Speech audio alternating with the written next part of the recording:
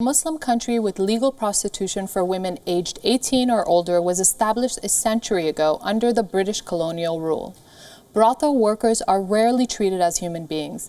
In death, their bodies are tossed into rivers or unmarked graves. But last week, this taboo was broken. How did Hamida Begum become the first to receive a formal Islamic funeral? We at South Asia Diary share the details. These women are grieving the death of Hamida Begum. The 65-year-old sex worker passed away last week. Her friends from the brothel have another reason to weep. Begum's funeral has broken an age-long taboo in Bangladesh's Daulatdia. For the first time in the history of the country's brothels, a sex worker received a formal Islamic burial. Till now, most of the dead would either be thrown in the river or buried in the mud.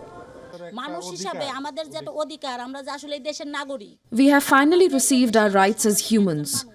We have received our long-awaited freedom after all these years. We have only been exposed to oppression, nothing else. This was our identification.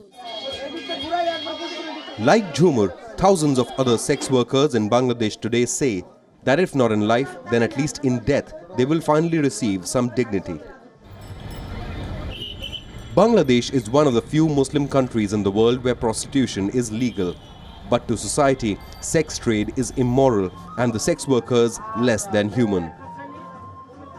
For years, Muslim priests have refused to lead funeral prayers for the women from these brothels. So the dead bodies had to be handed over to drug lords who would bury them in the cover of dark without formal prayers. But history hopefully will not have to repeat again. Hamida Begum's son says that he will try to ensure the same. I will try my best to ensure that all the sisters and mothers in this brothel get a proper funeral like my mother. More than 200 mourners attended the funeral ceremony of Hamida Begum. The ones who attended it said most of the sex workers had tears in their eyes. South Asia Bureau, WION World is One.